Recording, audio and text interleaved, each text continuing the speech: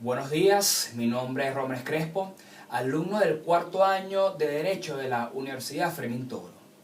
El día de hoy voy a hablarles sobre el hecho imponible y sobre los diferentes modos de extinción de las obligaciones tributarias. Bueno,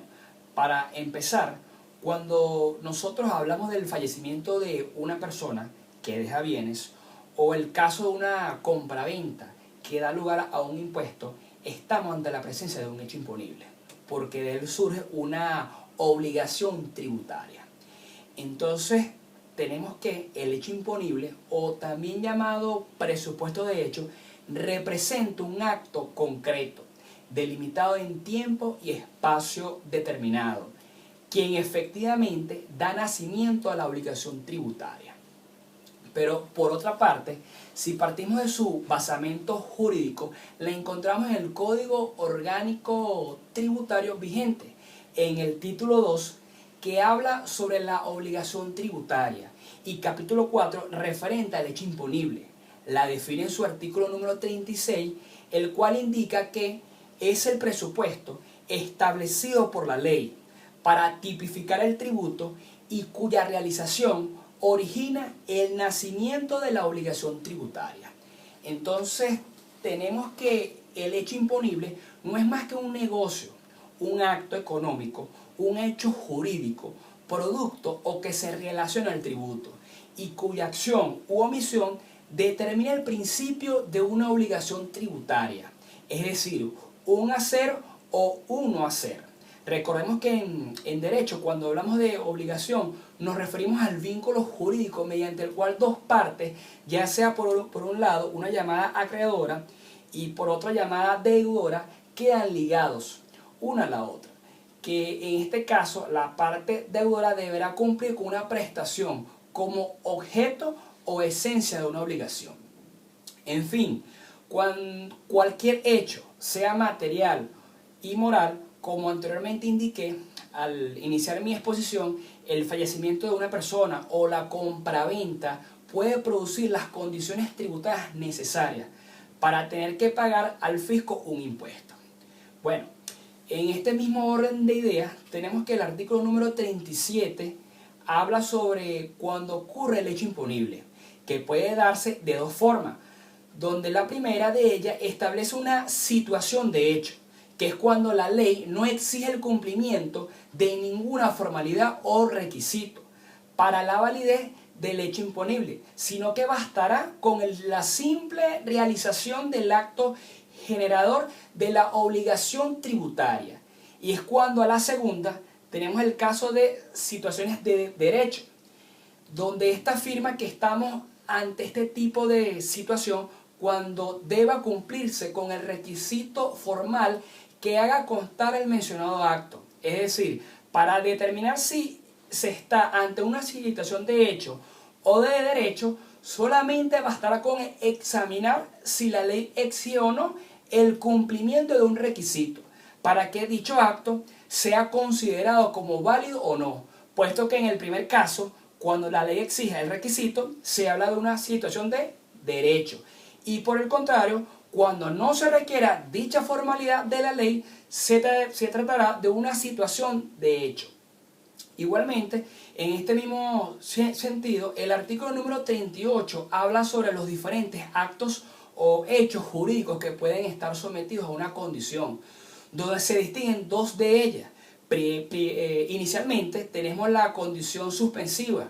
en cuyo caso la obligación no produce efecto si no se cumple. Por ejemplo, cuando Juan le dice a Pedro, te compraré la casa con la condición de que la repares antes. Entonces tenemos que es fundamental que la condición se cumpla,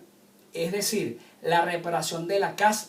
para que exista un hecho imponible. Y por otra parte, cuando hablamos de condición resolutoria, en cuyo caso, si se cumple, deja de tener efecto. Por ejemplo, Mario le dice a Luis, te compro la casa en este acto, pero si de un examen posterior resultase que no se puede reparar, tendré derecho a deshacer dicha operación.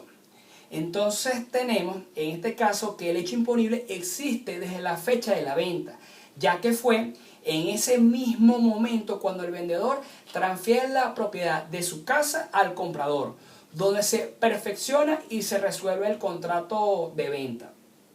Ambas condiciones las podemos encontrar tipificadas igualmente en el Código Civil, en su artículo número 1198. Bueno, ya hablamos sobre el hecho imponible. Ahora voy a hablar sobre los modos de extinción de la obligación tributaria, que en relación a este punto debemos recordar que la vía normal o cotidiana de extinguir la obligación tributaria es pagando el tributo correspondiente, ya sea directamente en el banco o porque no lo descuenten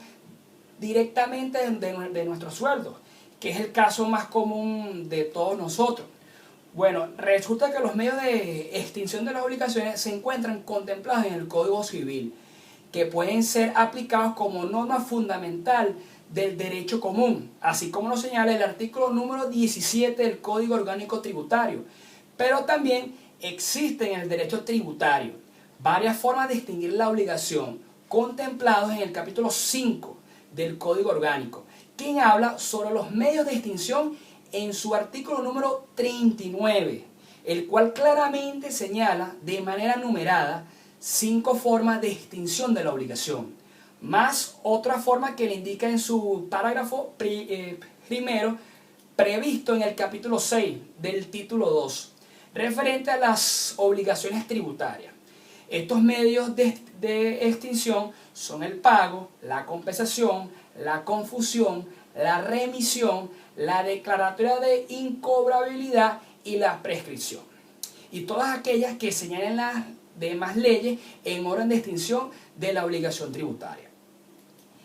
Como primer modo de extinción de la obligación tributaria tenemos el pago, que va desde el artículo número 40 al 48, que no es más que el cumplimiento de la prestación que constituye el objeto de la relación jurídica tributaria, lo que presupone la existencia de un crédito por suma líquida y exigible en favor del fisco. Recordemos que el pago debe ser en dinero, salvo el impuesto hereditario que puede cancelarse entregando obras de arte, así como lo estipula la ley de impuestos en su artículo número 199.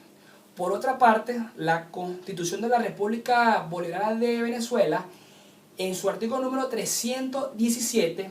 prohíbe el pago de impuestos a base de prestar servicios personales. Muy importante ese aspecto. En cuanto a quién realiza el pago, lo tenemos contemplado en el artículo número 40 del Código Orgánico Tributario, quien dice que el pago lo debe realizar el sujeto pasivo a un tercero, dependiendo del caso, que lo hará de acuerdo al artículo número 41 en el lugar y la forma que indique la ley, el cual deberá estar expresamente autorizado por la norma, así como lo estipula el artículo número 43, y que en el artículo número 44 describe el concepto o tipo de pago, que puede ser 1, por sanciones, 2, intereses moratorios y 3, tributo del periodo correspondiente. En este mismo orden también se encuentran las prórrogas y demás facilidades para el pago, contemplado desde el artículo número 45 hasta el 48, quienes señalan que el Ejecutivo Nacional podrá conceder, ofrecer prórrogas y demás facilidades para el pago de cualquier tipo de obligaciones no vencidas, así como fraccionamientos y plazos para el pago de deudas atrasadas en caso fortuito o alguna fuerza mayor. Finalmente, el efecto producido por este medio de extinción de la obligación es la liberación del deudor, que ahora tiene el derecho a exigir del acreedor, que en este caso es el Estado, el reconocimiento de esta situación y el otorgamiento del recibo correspondiente, donde este acto constituye un derecho patrimonial adquirido por el pago de los impuestos. Por otra parte, como segundo medio de extinción, tenemos la compensación, que no es más que una figura del derecho civil que de hecho la encontramos en el Código Civil, como todas, en su artículo número 1331, y que también es incorporada en el derecho tributario, y se encuentra el Código Orgánico Tributario en su artículo número 49, y que simplemente es cuando uno le debe a alguien y ese alguien también le debe a uno. Da como resultado que ambas deudas se cancelan de manera automática hasta el monto concurrente y que no necesita que ambas partes se pongan de acuerdo. Ok, cerrando el tema de la compensación, tenemos como tercer medio de extinción la confusión, la cual se encuentra citada en el artículo número 52, donde esta situación es poco frecuente y ocurre cuando el acreedor de un dinero se transforma en deudor de él mismo y en consecuencia la creencia y la deuda se confunden en la misma persona. Por ejemplo, cuando el Estado reclama el pago del impuesto de una herencia, pero al resultar que no hay heredero, ya que el fallecido no hizo testamento y tampoco tenía familiares, ocasiona que el caudal hereditario pasa a ser propiedad del Estado, puesto que el fisco se convierte en dueño de la herencia, cuyos impuestos se le debían a él mismo. Por otra parte, también tenemos la remisión como cuarto medio de extinción de la obligación tributaria, ubicada en su artículo número 53, que también constituye otro medio de extinción y se extiende como el acto por el cual el acreedor renuncia gratuitamente el derecho de crédito que tiene contra el deudor. En la doctrina es conocida también como condonación, quita o perdón, puesto que por este medio se extingue la obligación tributaria en la forma y condiciones que disponga la ley de la materia correspondiente. Ahora, en cuanto a la declaratoria de incobrabilidad, que es el quinto medio, esta se da cuando una deuda fiscal se declara incobrable,